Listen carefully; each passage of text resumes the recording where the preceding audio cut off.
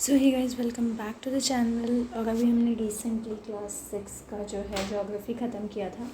So today will start with NCERT का series and this is the first chapter that we are going to study from class 7th, right. So this chapter is about environment, right. हम environment का पढ़ेंगे, इसके बारे में environment क्या है, what all things are there in the environment and all of the necessary things which needs to be understood, right। So environment, यार देखो इन्वायरमेंट क्या होता है, ये हमारा बेसिक लाइफ सपोर्ट सिस्टम है, ठीक है। सो इन्वायरमेंट का जो बेसिक मतलब होता है वो ये होता है कि एवरीथिंग दैट सराउंड्स अस, हर वो चीज़ जो हमारे आस पास है, ठीक है, जिसमें लिविंग आता है, ठीक है, और नॉन लिविंग आता है, दोनों ही आता है। ऐसा नहीं है कि सिर्फ लिविंग आता है, नॉन लिविंग हो गया या लिविंग हो गया, हम किसी की भी बात करें, ठीक है। तो हर वो चीज़ जो हमारे आसपास है, everything that surrounds us is called environment, right. अब देखो क्या होता है कि इन्वायरमेंट हमें एक्चुअली में क्या देता है। इस चैप्टर को जब मैं एक एक लाइन वाइज आपको समझाऊंगी, यू विल अंडरस्टैंड। इन्वायरमेंट हमें, आज हमारे पास हवा है, तो वो हवा कहाँ है, इन्वायरमेंट पे है। जो पानी हम पी रहे हैं वो कहाँ से आ रहा है, हमारे इन्वायरमेंट से आ रहा है। जो खाना हम खा रहे हैं, जो शेल्टर हमें है, हर चीज़ इन्वायरमेंट से है, ठीक है। यानी इन्वायरमेंट को हिंदी में एक वर्ड कहते हैं पर्यावरण, ठीक है। वो सब कुछ है जो हमारे चारों ओर, ये अगर हम हैं तो हमारे चारों ओर एंटायर सर्कल में हमारे मौजूद है, ठीक है। इसमें जीवित और जो जीवित नहीं है यानी नॉन लिविंग है, दोनों शामिल होते हैं। पर्यावरण हमें सांस लेने के लिए, हवा पीने के लिए, पानी खाने के लिए, भोजन और रहने के लिए घर देता है, ठीक है। उसके बाद जो है, अब हम स्टार्ट करेंगे बेसिक्स के साथ, ठीक है। तो देखो इस चैप्टर में होता क्या है, एक लॉन्ग वेकेशन के बाद जब रवि जो है स्कूल जाने लगता है तो वो नोटिस करता है अपने स्कूल के पास वाले प्लेग्राउंड में, उसमें खुदाई हुई है, डगअप मतलब खुदाई हुई है, एक्सकावेट हुआ है। लोग कहते हैं कि यहाँ पे पहले बहुत बड़ी बड़ी बिल्डिंग्स थी जिसमें बहुत सारे फ्लैट्स थे, वो कंस्ट्रक्ट की जाएगी। तो पहले जो ये नॉर्मल एक इन्वायरमेंट था जहाँ जंगल वंगल था, पेड़ थे, उसे काट के अब उसमें बड़ी बड़ी बिल्डिंग्स बनाई जाएगी। रवि ऑलमोस्ट आंसू में आ जाता है जब उसे पता लगता है कि बड़ा सा प्लेग्राउंड, ठीक है, जहाँ पे एक सॉफ्ट ग्रास था, मैरीगोल्ड गेंदे के फूल थे, तितलियाँ उड़ती थी, वो हमेशा के लिए चली गई हैं। वो अपनी फीलिंग्स अपने क्लासमेट के साथ शेयर करता है और असेंबली में प्रिंसिपल भी सैडली ऑब्जर्व करती है कि किस तरीके से हमारे इन्वायरमेंट में बदलाव आ गए हैं। क्लास में रवि पूछता है अपनी टीचर से, इन्वायरमेंट होता क्या है, ठीक है। Whatever you see in your surrounding, set the teacher, जो भी आप अपने सराउंडिंग में देखते हैं, अपने आसपास देखते हैं, दैट इज़ इन्वायरमेंट। रवि जो है सोचने लगता है, that means school, building, table, chair, classroom में ओपन फील्ड, रोड, गार्बेज, कूड़ा कचरा, सब कुछ हमारे इन्वायरमेंट का पार्ट है। तो टीचर ने कहा हाँ बिल्कुल, बट वेट, कुछ ऑब्जेक्ट्स नेचर ने बनाई है, जैसे माउंटेन, पहाड़ हमने नहीं बनाया, रिवर हमने नहीं बनाया, ट्रीज़ हमने नहीं बनाया, एनिमल्स हमने नहीं बनाया, ह्यूमंस हमने नहीं बनाया, ठीक है। बाकी चीज़ें लोगों ने जो बनाई हैं, कुछ चीज़ें नेचर ने बनाई है, कुछ चीज़ें ह्यूमन बींग्स ने बनाई है, जैसे कि रोड, कार, क्लोथ, बुक, ठीक है। तो अब वो कहती है कि आप अपने क्लासमेट के साथ बैठ के एक पेयर्स में बताइए कि नेचर कैसे क्रिएट हुआ, ठीक है, और किसके द्वारा। रवि, परमजीत, जैसे, मुस्तफ़ा, आशा, सब एक्साइटेड हैं about making the list, why is our environment changing, ठीक है, because of our needs. So there is a big question, environment के अंदर चेंजेस आ रहे हैं, what is the reason behind such change, is the greed of human, right. Human being का greed एक major कारण है जिसके कारण हमारे इन्वायरमेंट में बदलाव आ रहा है। So now let's come to the definition topic. Environment जो है वो हमारा बेसिक लाइफ सपोर्ट सिस्टम है, ये हमारी लाइफ को सपोर्ट करता है। ये हमें एयर देता है जो हम ब्रीथ करते हैं, जो पानी हम पीते हैं, द फूड वी ईट, और the land where we live. Now how do human beings modify this natural environment, किस तरीके से नेचुरल इन्वायरमेंट को ह्यूमन बींग्स मॉडिफाई करते हैं, ठीक है। तो अब देखो, जो कार की फ्यूम्स होती हैं, ठीक है, गाड़ी जब आप चलाते हो, गाड़ी के पीछे, ठीक है, जो धुआं निकलता है उसके कारण एयर पॉल्यूट होता है। वाटर जो पॉट में कलेक्ट होता है, फूड जो है वेजल्स में सर्व होता है, और लैंड का इस्तेमाल किया जाता है उस पर फैक्ट्रीज़ बनाने के लिए। ह्यूमन बींग्स कार्स बनाते हैं, मिल बनाते हैं, फैक्ट्रीज इन मैन्युफैक्चर कंटेनर्स बनाते हैं, और इस तरीके से ह्यूमन बींग्स जो है नेचुरल इन्वायरमेंट को मॉडिफाई कर गए हैं। यानी कि सिंपल शब्द में अगर मैं कहूँ तो वाटर को रखने के लिए आपने स्टोरेज प्रोवाइड किया, तो water is a natural resources, लेकिन रिजर्वॉयर जो बनाया it's a human made resources, right. तो अब हम पढ़ेंगे कंपोनेंट्स ऑफ इन्वायरमेंट के बारे में। तो देखो, इन्वायरमेंट के कंपोनेंट की बात करूँ तो नेचुरल, ह्यूमन मेड, 2 कंपोनेंट होता है, और तीसरा ह्यूमन हम पढ़ेंगे। तो नेचुरल कंपोनेंट्स ऑफ इन्वायरमेंट में क्या आता है? एयर, एटमॉस्फेयर, वाटर, हाइड्रो मतलब वाटर होता है, लिथो मतलब लैंड, सो लिथोस्फेयर, ठीक है, एंड बायो मतलब लिविंग थिंग्स, तो लिविंग थिंग्स, बायोस्फेयर। 4 पढ़ा आपने। ह्यूमन मेड में पार्क बनाया, बिल्डिंग बनाया, आपने पानी के ऊपर ब्रिज बनाया, आपने रोड्स बनाया, आपने इंडस्ट्री बनाया, मॉन्यूमेंट्स बनाए, ठीक है।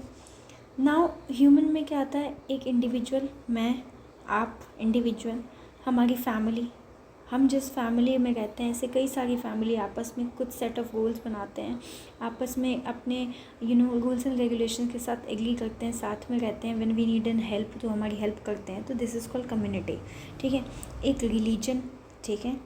देन उसके बाद educational, economic and political situation, ये सारे कंपोनेंट्स हैं इन्वायरमेंट के।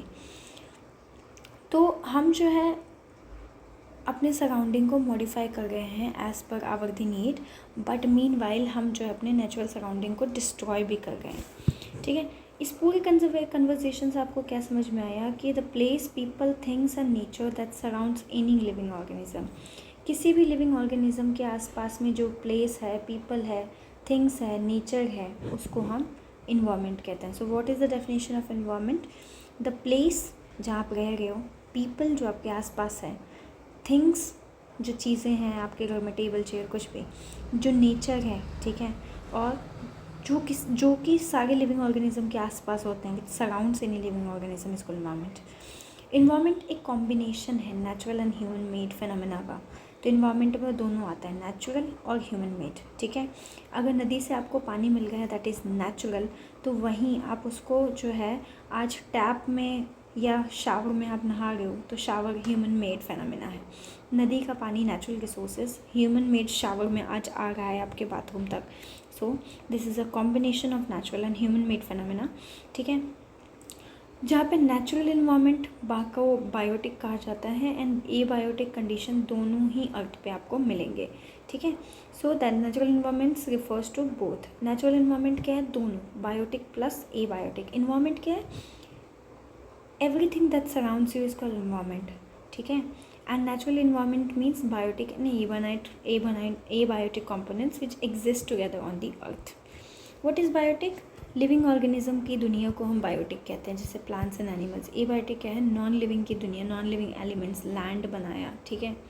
लैंड नेचुरल इन्वायरमेंट का पार्ट तो है लेकिन उसमें जान नहीं है, तो that is a biotic component, right. So human environment reveal करता है activities, creations, interactions among human being. So what is human environment? It tells us about the activities done by human environment. It tells us about the creation made by humans and the interaction among human beings through which it leads to advancement in the country, in the environment. Environment French word environner से लिया गया है जिसका मतलब होता है neighborhood. Now come to natural environment topic. Natural environment देखो ये कह रहा है. So what is natural environment? Natural environment is nothing. जो land, water, air, plants and animals होता है ये सब नेचुरल इन्वायरमेंट का पार्ट है, ठीक है। Lithosphere, hydrosphere, atmosphere and biosphere का आपने ऊपर में फ्लो चार्ट में वर्ड्स देखे थे, प्रीवियस क्लास में हमने पढ़ा भी था। लिथो मतलब लैंड, हाइड्रो मतलब वाटर, एटमॉस्फेयर मतलब air, blanket of air, and biosphere का मतलब biotic components and abiotic components both exist together. So अब इसके बारे में हम हर एक के डोमेन के बारे में, these are called domains of the earth, तो हम लिथोस्फेयर के बारे में डिटेल में पढ़ते हैं। तो देखो लिथोस्फेयर का पहला पॉइंट आता है, व्हाट इज़ लिथोस्फेयर? हमारा जो अर्थ है, ठीक है, हमारे अर्थ के ऊपर जो हार्डेस्ट टॉप लेयर है जो कि सॉलिड है, क्रस्ट, तो अर्थ को 3 पार्ट में दिया जाता है। सबसे टॉप पे आता है क्रस्ट, ठीक है, फिर आपको आएगा मेंटल, ठीक है, देन उसके अंदर आता है आपका ये कोर जो है काफ़ी ज़्यादा हॉट होता है। तो ये जो क्रस्ट का ऊपरी हिस्सा है, ठीक है, आई चेंज द कलर, ये जो ये वाला बिल्कुल अपर पार्ट होता है अर्थ का, ठीक है, टॉप लेयर कहते हैं इसको। ये जो है इसमें ये जो सॉलिड टॉप लेयर है, what is this, yellow colour का, this is solid top layer. तो अर्थ का ये जो सॉलिड टॉप लेयर है which is made up of crust, but technically which is found in crust, solid crust, बहुत ही ज़्यादा हार्डेस्ट जो होता है क्रस्ट, उसका जो टॉप लेयर होता है उसको हम लिथोस्फीयर कहते हैं। सो पहला point, what is lithosphere, it is the solid crust, या फिर या तो आप कह लो ये सॉलिड क्रस्ट होता है, या आप कह लो it is the hard top layer of the earth, earth का हार्डेस्ट टॉप लेयर। ये रॉक्स एंड मिनरल्स का बना हुआ है और इसमें एक थिन लेयर, पतली सी लेयर है सॉइल की लगी हुई, ठीक है। ये जो सरफेस है काफ़ी इरेगुलर है, ठीक है, और इसमें काफ़ी ज़्यादा तरीके के लैंडफॉर्म्स मिलते हैं, जैसे माउंटेन, प्लेट्यू, प्लेन, इन सब हमने लास्ट वीडियोज़ में डिस्कस किया था, वैलीज एक्सेट्रा। लैंडफॉर्म्स जो है they are found over the continents, ठीक है, हर एक कॉन्टिनेंट पे अलग अलग लैंडफॉर्म्स मिलती है, ठीक है, और ओशन फ्लोर्स पे भी आपको लैंडफॉर्म देखने को मिलेगा। लिथोस्फीयर अर्थ का वो पार्ट है जो हमें फॉरेस्ट प्रोवाइड करता है, ग्रासलैंड प्रोवाइड करता है, ग्रेजिंग के लिए लैंड प्रोवाइड करता है, एग्रीकल्चर के लिए, एंड ह्यूमन सेटलमेंट प्रोवाइड करता है। दैट इज़ वाई इसको मिनरल, मतलब टेक्निकली इसको मिनरल वेल्थ का सोर्स भी कहा जाता है। मैं इसको थोड़ा डिटेल में अब बताती हूँ। तो देखो, जैसे फर्स्ट वर्ड है लिथोस्फीयर, तो लिथोस्फीयर क्या होता है, सॉलिड क्रस्ट या outer layer of the earth. You can also call lithosphere as outer layer. What is lithosphere? Outer layer of earth, ठीक है, जिसमें लैंड एंड ओशन फ्लोर्स दोनों, यानी ज़मीन एंड ओशन दोनों ही इंक्लूडेड होता है, ठीक है। सॉलिड क्रस्ट, क्रस्ट क्या होता है, अर्थ का टॉप मोस्ट लेयर, ठीक है।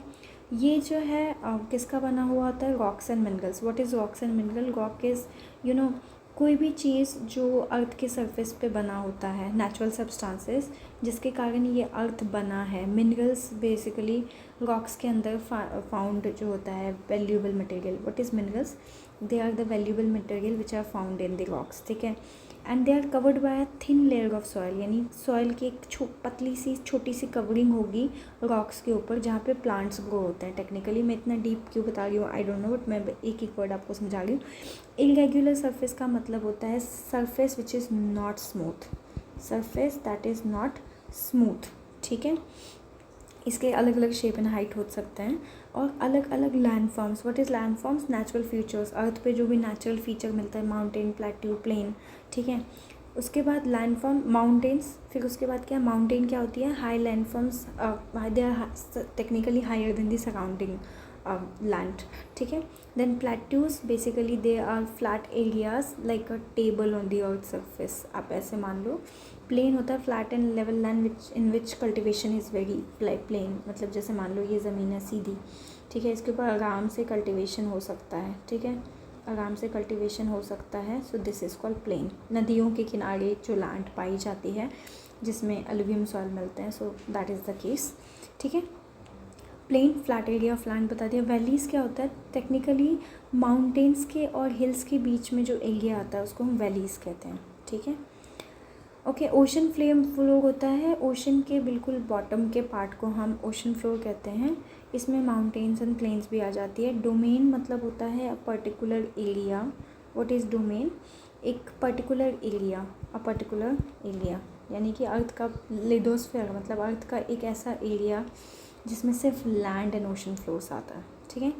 फॉरेस्ट, लार्ज एरिया जिसमें ट्रीज एंड प्लांट कवर्ड होते हैं। ग्रासलैंड होता है जहाँ पे बहुत ज़्यादा ग्रासेस ही ग्रो होता है। ग्रेजिंग का मतलब होता है एनिमल ईटिंग ग्रास। ग्रीज करना मतलब घास खाना, टेक्निकली एनिमल्स के द्वारा, ठीक है। देन उसके बाद land for agriculture and human settlement, ठीक है, यानी कि लिथोस्फीयर अर्थ का वो डोमेन है जो फॉरेस्ट प्रोवाइड करता है, ग्रेजिंग के लिए ग्रासलैंड प्रोवाइड करता है। Grassland is areas where mostly grasses grow, ठीक है। एग्रीकल्चर के लिए लैंड प्रोवाइड करता है और ह्यूमन सेटलमेंट प्रोवाइड करता है। What is human settlement? Settlement का मतलब होता है places where people live, like villages, towns and cities, ठीक है। And mineral wealth, mineral wealth क्या होता है? बेसिकली जो वैल्यूएबल नेचुरल मटेरियल होते हैं जैसे गोल्ड, आयरन एंड कोल हो गए, जो अर्थ पे मिल गया होता है, this is called mineral wealth. Again I am telling you, mineral wealth का मतलब होता है natural materials that are found in the earth and they are very very very much valuable. I hope this much is clear now, but मैं फिर से एक बार इसको explain करूँगी बिकॉज मैं चाहती हूँ इस वीडियो के साथ साथ आपका ये कॉन्सेप्ट ही ख़त्म हो जाए कि लिथोस्फीयर होता क्या है। तो सबसे पहली बात, ठीक है, मैं एक मिनट यहाँ पे लिख देती हूँ। सबसे पहली बात, लिथोस्फीयर होता है सॉलिड क्रस्ट, ठीक है। क्या होता है लिथोस्फीयर? सबसे पहला सॉलिड क्रस्ट बोल दो या आप इसको कह दो top layer of the top layer that is technically hard top layer of earth, ठीक है। ये किसका बना होता है? लिथोस्फीयर किसका बना होता है? रॉक्स एंड मिनरल्स का बना हुआ होता है। Minerals are valuable material found inside the rocks, ठीक है। इस पर एक पतली सी लेयर होती है सॉइल की, ये इरेगुलर सरफेस है, यानी कि लिथोस्फीयर जो है वो क्या है? इरेगुलर सरफेस है, मतलब ऊबड़ खाबड़ आप कह सकते हो। इरेगुलर सरफेस है जिसमें अलग अलग तरीके के लैंडफॉर्म्स, ठीक है। इरेगुलर सरफेस जहाँ पे आपको डिफरेंट टाइप ऑफ लैंडफॉर्म्स मिलेगी, ठीक है। डिफरेंट टाइप ऑफ लैंडफॉर्म में क्या क्या, LF लिख देती हूँ लैंडफॉर्म के लिए, जैसे कि माउंटेन, पहाड़ी इलाका, ठीक है, प्लेट्यू, ठीक है, और तीसरा आप ले लो प्लेन, ठीक है। ये सब मिलता है, ये सब फैली हुई है। लैंडफॉर्म्स आपको हर कॉन्टिनेंट में मिलेगा और ओशन फ्लोर जो बॉटम ऑफ द ओशन होता है। लिथोस्फीयर यानी कि अर्थ का वो पार्ट है, वो पर्टिकुलर जोन है जो फॉरेस्ट प्रोवाइड करता है, ग्रासलैंड प्रोवाइड करता है ग्रेजिंग के लिए, लैंड प्रोवाइड करता है एग्रीकल्चर के लिए और ह्यूमन सेटलमेंट प्रोवाइड करता है, और ये मिनरल वेल्थ का एक काफ़ी इम्पॉर्टेंट सोर्स है। Now let's come to back to let's do our topic। ये कह रहा है look at your surrounding, make list of uses that the land in your neighborhood is being put to, ठीक है। तो you can skip it, leave it। ये देखो, ये बड़ा प्यारा सा डायग्राम NCERT में दिया हुआ है। तो ये हाइड्रोस्फीयर वाटर, एटमॉस्फेयर आसमान, लिथोस्फीयर लैंड जिसमें various settlement roads and all आपको मिल गया है, लैंड फॉर एग्रीकल्चर मिल गया है, एंड ये बायोस्फीयर है विच इंक्लूड बोथ बायोटिक, ठीक है।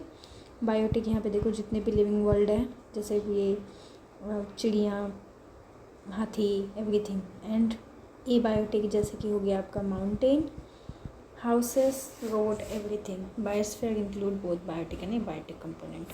बायोस्फीयर इज अ जोन और domain of the earth where both biotic and abiotic component coexist. Technically देखो यार, मैं मान लो बायोटिक कंपोनेंट हूँ अर्थ का, ठीक है, मैं एक लिविंग ऑर्गेनिज्म हूँ, मुझे रहने के लिए घर चाहिए, ठीक है। तो घर जो है वो ए बायोटिक कंपोनेंट है क्योंकि वो लैंड के ऊपर बनाया गया है through humans. Where does the water you use in your home and school come from, ठीक है। तो डिफरेंट यूजेस ऑफ वाटर, अभी हम हाइड्रोस्फीयर पढ़ेंगे तो will get to know about it. So देखो, वाटर का डोमेन, अर्थ पे जो वाटर पाया जाता है उसको हाइड्रोस्फीयर कहते हैं, ठीक है। इसमें सो वाटर कहाँ से आता है? वाटर हैज़ वेरियस सोर्सेस जो हमें अर्थ पे देखने को मिलता है, ठीक है, और different types of water bodies. Hydrosphere include करता है sources of water and different types of water bodies जैसे रिवर, लेक, सी, ओशन, बे, गल्फ, एनीथिंग। यहाँ पे लिखा नहीं है बट मैं लिख देती हूँ, बे हो गया, गल्फ हो गया। तो लिविंग ऑर्गेनिज्म के लिए water is very important. So hydrosphere के बारे में कुछ भी नहीं है, बस आपको इतना जानना है कि hydrosphere is that domain of the earth in which water is there, ठीक है। It comprises of various sources of water and different types of water bodies, river, lake, sea, ocean, bay, gulf, anything। Atmosphere होता है हवा की एक पतली सी layer जो कि अर्थ के आसपास है, ठीक है। तो अर्थ का जो ग्रेविटेशनल फोर्स है, अर्थ के पास एक फोर्स है अपना, ग्रेविटेशनल फोर्स कहते हैं, वो उसके कारण एटमॉस्फेयर को हमेशा होल्ड करता है। कभी सोचा है कि आसमान क्यों नहीं नीचे गिरता है? बिकॉज अर्थ का ग्रेविटेशनल फोर्स उसे अपनी तरफ खींचे हुए है, तो इसी वजह से अर्थ, अगर ग्रेविटेशनल फोर्स नहीं होगा अर्थ का तो एटमॉस्फेयर होगी ही नहीं, एटमॉस्फेयर गिर जाएगी, एटमॉस्फेयर की लेयर गिर जाएगी and you know entire thing will be. ये बहुत ही मतलब बचकानी बातें हैं, बट या अगर किसी के दिमाग में ये पॉइंट आया कि एटमॉस्फेयर जब ग्रेविटी के कारण सब कुछ नीचे गिरता है तो एटमॉस्फेयर क्यों नहीं गिरता, अर्थ क्यों नहीं गिरता, ठीक है। तो कह रहे कि जो एटमॉस्फेयर है वो क्यों है, एटमॉस्फेयर जो है नेचुरल फिनोमेना ये इसलिए है क्योंकि हमें प्रोटेक्ट करता है हार्मफुल रेज, सन के हार्मफुल रेज से। सन का जो एक हार्मफुल रे होता है, ठीक है, सन की कुछ किरणें इतनी हार्मफुल होती है जिससे हमें कौन प्रोटेक्ट करता है, एटमॉस्फेयर प्रोटेक्ट करता है। और सन की हीट इतनी ज़्यादा है लेकिन स्टिल हमारे पे अगर उतनी हीट आने लगेगी तो हम सब जल के मर जाएंगे। सो स्कॉचिंग हीट से भी हमें कौन बचाता है, वही एटमॉस्फेयर बताता है, ठीक है। Atmosphere is consist of a number of gases, dust and water vapour, ठीक है। जो चेंजेस है एटमॉस्फेयर पे वो प्रोड्यूस करता है changes in the weather and climate, यानी एटमॉस्फेयर पे अगर किसी भी तरीके का बदलाव आएगा तो उसके कारण वेदर एंड क्लाइमेट भी इफेक्ट होगा, ठीक है। Plant and animal kingdom together makes biosphere, ठीक है। प्लांट और एनिमल किंगडम दोनों मिलके बायोस्फेयर या लिविंग वर्ल्ड बनाते हैं। Now there can be a question, what makes the living world, plant and animal kingdom. तो अर्थ का एक नैरो जोन होता है, ठीक है, जहाँ पे लैंड वाटर एंड एयर आपस में इंटरेक्ट करता है एक दूसरे के साथ एंड सपोर्ट करता है life. So what is biosphere, biosphere is a narrow zone of the earth के अंदर जो पाया जाता है where land water air interact coexist together so that they can support life. Because suppose मैं हूँ, मुझे रहने के लिए लैंड चाहिए, पीने के लिए पानी चाहिए और सांस लेने के लिए हवा चाहिए, ये तीनों की ज़रूरत है। और ये तीनों के तीनों हमें अर्थ के बायोस्फेयर से मिलता है, यानी अर्थ पे जो वाटर एयर एंड लैंड को एग्जिस्ट कर रहा है साथ में, they provide us the biosphere. Now here is a very important question, what is ecosystem. So now next topic is ecosystem. Ecosystem is basically a kind of system जो कि सारे living organism जब साथ में आते हैं तो ये बनाते हैं इकोसिस्टम, ठीक है, जहाँ पे ये एक दूसरे के साथ होते हैं अपने फिज़िकल केमिकल फैक्टर्स के साथ, ठीक है, जिस भी इन्वायरमेंट में वो रहते हैं, ठीक है, एक दूसरे को एनर्जी ट्रांसफ़र करते हैं और मटेरियल भी। मैं फिर से बताती हूँ, इकोसिस्टम वो सिस्टम होता है जो लिविंग ऑर्गेनिज्म के इंट्रैक्शन के कारण बनता है विद ईच अदर, ठीक है। और ये आपस में इंट्रैक्शन कैसे करते हैं, तो वो physical and chemical factors of the environment जिसमें वो रह रहे हैं, इन विच दे आर लिविंग, और ये सारे के सारे आपस में एक दूसरे से लिंक है कैसे, transfer of energy and material से। अब मैं एग्जांपल बताती हूँ इकोसिस्टम में कहना क्या चाह रहा है, तो मैं इसको थोड़ा अच्छे से समझाती हूँ। देखो बेसिकली क्या कह रहा है, इकोसिस्टम एक ऐसा सिस्टम है जहाँ लिविंग थिंग्स जैसे कि प्लांट, एनिमल, ह्यूमन हो गए, ये नॉन लिविंग थिंग्स के साथ इंटरेक्ट करते हैं एक पर्टिकुलर एरिया में, ठीक है। तो लिविंग जो है वो नॉन लिविंग के साथ आपस में क्या कर रहे हैं, ये आपस में कर रहे हैं इंटरएक्ट, ठीक है। कैसे इंटरेक्ट कर रहे हैं उसके बारे में भी देखते हैं, ठीक है। इसका मैं एग्जांपल बताऊंगी तो समझोगे, ठीक है। हर एक चीज़ जो इकोसिस्टम में होता है वो आपस में एक दूसरे को एनर्जी ट्रांसफ़र करता है और मटेरियल भी। सिंपल एग्जांपल मैं आपको एक बताती हूँ पॉन्ड का। Let's take an example of pond, ठीक है। तो देखो पॉन्ड में क्या होता है, सारे छोटे मछलियाँ, बड़ी शार्क्स होती हैं, ठीक है, और भी कई सारे नॉन लिविंग थिंग्स होती हैं, आपस में इंटरेक्ट करती हैं, ठीक है। देन अब कैसे मैं बताती हूँ, देखो जैसे कि ये प्लांट है लाइक लोटस, वाटर प्लांट, ये अपना फूड बनाते हैं पॉन्ड में। मान लो लोटस है, लोटस अपना फूड के प्लांट है तो कैसे बनाएगी अपना food, with the presence of photosynthesis बनाएगी, ठीक है। और उसके बाद, ठीक है, स्मॉल फिश उस प्लांट को, छोटे छोटे जो ये फिश है वो इस प्लांट को खा सकते हैं, they will eat that plant, ठीक है। बड़ी जो फिश है वो, अब बड़ा सा बिग फिश क्या करेगी, इस स्मॉल फिश को ईट कर लेगी, ठीक है। फ्रॉग, इंसेक्ट एंड डक्स जो है वो भी पॉन्ड में रहते हैं, ठीक है। जो ये ईट खा जाएगी उसके बाद मान लो वो बड़ा वाला भी मर गया तो बैक्टीरिया, फंगी जो है डेड प्लांट्स एंड एनिमल्स को जो है खाते हैं, तो बैक्टीरिया, फंगी उस पर लग जाएंगे तो वो डिकम्पोज होने लगेंगे, मतलब धीरे धीरे धीरे करके ख़राब हो जाएंगे, पूरी सब कुछ उसका गल जाएगा, ठीक है। अगर टफ़ लग रहा है तो मैं इसको और थोड़ा एक और इजी एग्जांपल मैं आपको बताती हूँ, ठीक है। तो let's take an example of how everything is connected, ठीक है। मैं आपको ये बताती हूँ, देखो एक प्लांट था, ठीक है, एक बेचारा प्लांट था, इसने सनलाइट के प्रेजेंस में अपना फूड बनाया, ठीक है, ओके। प्लांट ग्रो किया, स्मॉल फिश, छोटी छोटी फिश ने इस प्लांट को खा लिया, ठीक है। और उस फिश को, इस फिश को एक बिग फिश ने खा लिया, ठीक है, ओके। तो ट्रांसफ़र ऑफ एनर्जी हो गया है, ठीक है। बिग फिश को छोटी मछली खा के एनर्जी मिल गया, छोटी मछली को प्लांट खा के मिल गया। तो एनर्जी क्या हो रहा है, ट्रांसफ़र हो रहा है, मटेरियल भी ट्रांसफ़र हो रहा है, ठीक है। अब जब ये प्लांट एंड एनिमल सब मर जाएंगे तो डिकम्पोजर्स इन्हें ख़त्म कर देंगी, न्यूट्रिएंट वापस से सॉइल एंड वाटर में चला जाएगा और नए प्लांट को उगाएंगे। ये साइकिल कंटिन्यू रहता है और इस तरीके से पॉन्ड एक इकोसिस्टम बनता है जहाँ पे both living things and non living things जो हैं आपस में एक दूसरे से इंटरेक्ट करते हैं, ठीक है। और दिस इज़ इकोसिस्टम, समझ गए। फूड वेब पढ़ोगे 9th क्लास में तो you will get to know more about it. अब यहाँ पे देखो थोड़ा सा आपके एनसीईआरटी में भी दिया हो तो मैं वो भी देख लेती हूँ। एक एनसीसी कैंप में रवि का क्लास जो है वो क्लास ले रहा था। जैसी ने कहा कि what a heavy downpour, it reminds me of my home in Kerala, you should come and see how it poured and poured and poured over the lush green field and coconut plantation. Heera from Jaisalmer explain, we get no rain, हमें बारिश नहीं मिलती है, हमें कीकर sand में मिलता है और जहाँ तक हमारी नज़र जाती है वहाँ तक हमें कीकर मिलता है और सैंड मिलता है, पर वहाँ पे कुछ कैमल्स भी तो मिलता है, रवि ने कहा, ठीक है। ये देखो ये पॉन्ड इकोसिस्टम है, ओके। हीरा ने कहा सिर्फ कैमल ही नहीं, अगर डेजर्ट में आप जाओगे तो स्नेक्स, लेज़ार्ड और बहुत सारे इंसेक्ट्स में मिलेंगे। रवि ने सोचा कि why do the animals, the vegetation and the way people live vary from place to place. तो दे सेड कि यस एग्जैक्टली, बहुत ज़्यादा आपस में एक दूसरे से वैरी करता है, ऐसा क्यों।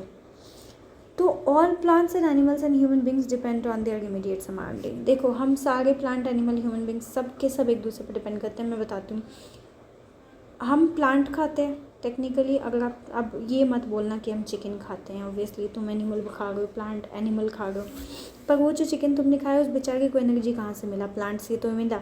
उस पर्टिकुलरली मान लो तुमने मटन खाया तो तुमने गोट खाया, ठीक है, जो गोट तुमने खाया, ठीक है, तो वो गोट भी तो ज़िंदा था इतने टाइम से, तुम्हारे मारने से पहले, तुम्हारे मटन खाने से पहले वो भी तो एक ज़िंदा एनिमल था, तो वो खाता होगा ना। प्लांट्स खाते हैं, वो घास खाते हैं, बकरी घास खाती है, तो बकरी भी तो प्लांट पे है ना डिपेंडेंट है, और हमने बकरी खा के अपने आप को एनर्जी दिया तो हम बकरी पे डिपेंडेंट थे उस दिन, ठीक है।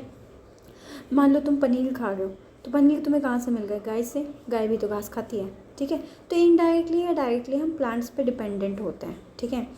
तो और इंटरडिपेंडेंट भी होते हैं, मतलब माने पनीर खाया, सीधा प्लांट नहीं खाया, पर वो बेचारा पनीर गाय से आया, और वो गाय जो है उसने प्लांट तो खाया था, तो गाय के पास प्लांट की एनर्जी तो थी, तब एनर्जी थी तभी तो वो दूध दे पाई, तभी तो हमने जाके उस दूध का पनीर बनाया और खाया, ठीक है।